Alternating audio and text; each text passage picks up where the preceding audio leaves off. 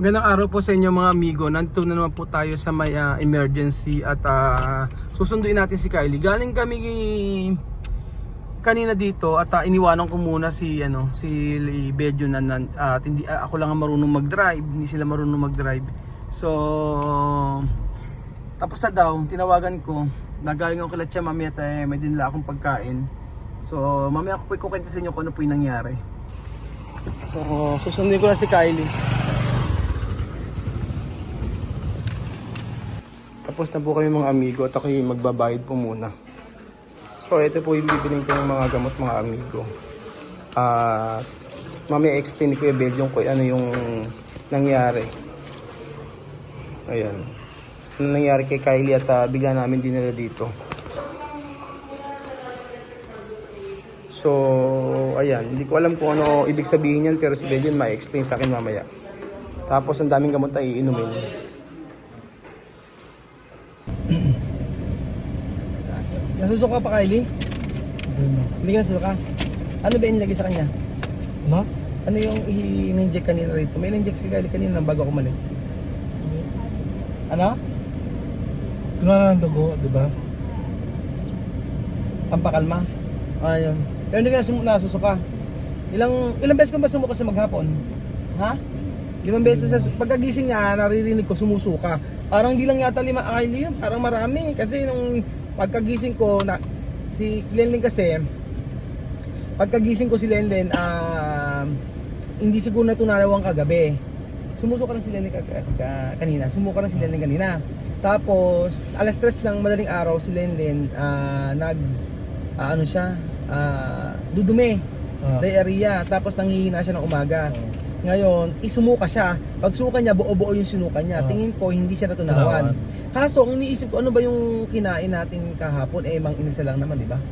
Mang inasal lang kinain natin eh. Tsaka pansit. Mang inasal, pansit. Ay, Kylie, ano kinain ng mami mo? Mais? Kumain ng mais? Ayun, siguro baka sa mais. Kumain ng mais kahapon. Pero ikaw, ano sabi kay Kylie? Wala nga, di ba sabi Kylie, mataas yung infection niya sa dugo. Una. Infection sa dugo? Tapos nagkaroon siya Saan na nakukuha yun? sa mga pagkain, ng marumi. Siguro dahil kumain tayo ng mga street food. Gano'n. Oo, dapat hindi na kumakain. Kaya naman talaga. Hindi, Kaya malinis ang tubig, Kailangan- malinis ang pouch. ang tingin ko dudong, kailangan talaga magluto. Kadalasan magluto. Like, pero siguro sa mga fast food naman siguro, tinitiyan ko malis talaga yan. Kasi natikin ang weekly ng siguro yung mga pagkain sa mga gilid. Gilid-gilid. Kumain, ano ba Yung kinain? tubig, di ba ginom tayo tubig na yung tubig doon sa kuna, di ba malamig na ginom tayo, hindi ko alam kung saan kinuha yung tubig. Ano nga pala sa yung puso ba yung galing o saan, hindi ko alam. Kaya tanong namin, bili tayo dapat, pagkakain tayo sa mga karinderya, turo-turo dapat mineral water. Huwag tayo umasa sa pizza na binibigay nila. Unless ata kung sa mga mall, sa mga... Ang dami bibiling gamot eh, no? Ang dami niyang bibiling gamot. Ayan, no? Bibili kami ng gamot ngayon. Ito naman, as tolerated naman daw sabi niya. Pag okay na, wag nang mag-stop na mag-inom. Basta may nakalagay ito 7 days. Ang explanation sa akin, 7 days, 7 days, 5 days. Tatapusin daw yung gamot. Pagka okay na, ito yata ang ORS, solid number 5. Yun yung as tolerated daw. Yung iniinom na para sa, parang ano yun, yung, parang ano siya, yung lagi powder yun, lagi sa tubig iinumin para siguro hindi ma-dehydrate. Ito yun na, erot. Kaya ano ba yung, kahapon ano mga kinain mo sa labas? Ha? Ano na? Strawberry tsaka? Ano na? Strawberries. Strawberry lang? Strawberry na prutas. Strawberry may sugar? Ay, kumain ka nun? Para marami yun, diyan kumain nun. Ano strawberry may sugar ba Yung nakatusok doon, na may sukal. Sa doon. Ay, siguro. Doon sa ano, para ayaw kumain nun kasi parang marumi. Para marami. Hindi ako nagka-try nun, strawberry. Kaya nun. nga, strawberry Pero yung press, wala problema yun. walang press yung problema kasi sabi nila baka doon sa press na sinikmura daw. Ayan, nalaman. Kumain nga ako ng press kagabi eh. Oo nga. Chinek yung dugo niya. Bali sa infection sa dugo. Masakit pa talaga pag may Infection sa dugo. infection sa dugo.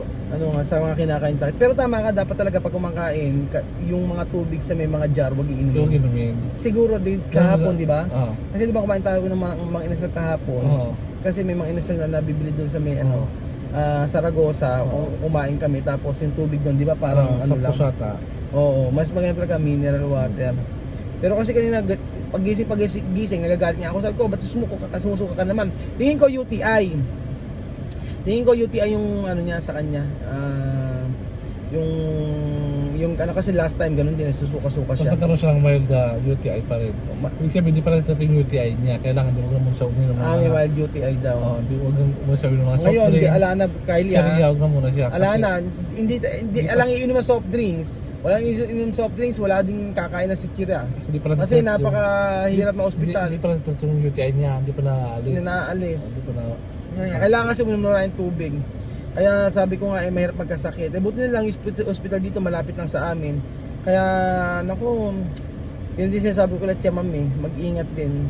Pero kasi, ilang beses tayo kasi kumain sa labas na no? Sa mga tawag, street food din, no? Si Kylie, mahilig din sa street food, mga ganun. Tapos yung tubig, yung juice Oo. doon. Yung mga... Buti nga mo, yung mga anak nila Tia Mame, hindi maselan, ano? Yun lang nagkataka ko, yung mga anak Tia Mame, hindi maselan sa pagkain, kahit pakainom sa mga street food, wala, hindi sila Pag gusto nila yung pagkain, pag gusto nila yung pagkain, pero na kumakain sila ng kwek-kwek, kumakain sila ng mga ganun, okay naman Pero si Kylie maselan, kahit dati pag Belgium, nung time na hospital din to, kumain ng pakwan, pinakain ko ng pakwan, medyo sira yung pakwan, na hospital din siya. Kanina sabi ko, nag-ano nga ako nito, nagagalit ako, sabi ko, kumain ka na nakakakaon si Cheria, di sinisisi ko si Cheria, baka ako mamaya sa UTI, hindi naman daw kumain ng si Cheria. So mainam na lang na mainam na agapan kasi pag ganyan namin sa Mepedja, sa may mga dito sa mga ano lang, mahirap 'yun. Hindi naman ma-check yung dugo, mas mainam talaga sa emergency sa hospital. Ngayon okay na. Tapos ito yung ano niya. love result. Kaya makabil. So ayun pa mga amigo at kanina pa umaga yan kanina pa siya suka ng suka. Pero tas pinakakain ko naman, hindi naman niya nakain mabuti yung pagkain niya. So, sinuka mo rin? Okay yan, ala na no. Pwede ka nang kumain ngayon, pwede ka kumain. Ang ulam natin ang palaya at saka isda, okay na yan. So, ayun po mga amigo at balitaan ko po kayo kapag okay na si Kylie.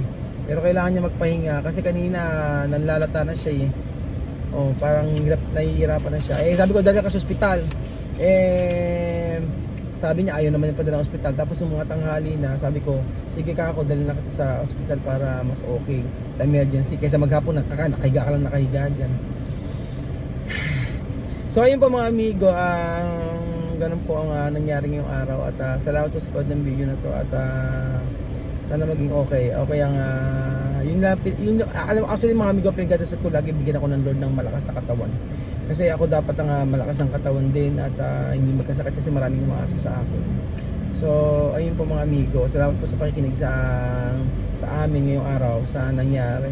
At ayun, bibilang kami ng gamot para mainim ni Kylie. 7 days tsaka may 5 days siyang iinumin Medyo maraming gamot. Salamat po at God bless mga amigo.